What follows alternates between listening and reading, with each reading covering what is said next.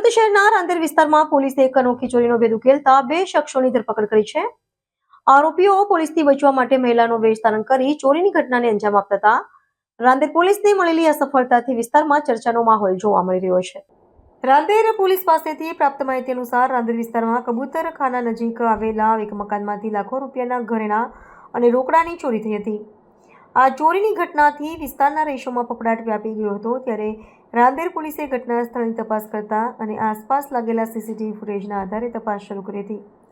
પોલીસે તપાસ દરમિયાન જોયું કે ચોરીની ઘટના દરમિયાન 2 વ્યક્તિઓ મહિલાના કપડાં પહેરીને ઘટના સ્થળે આવ્યા હતા અને ઘટનાને અંજામ આપ્યો હતો।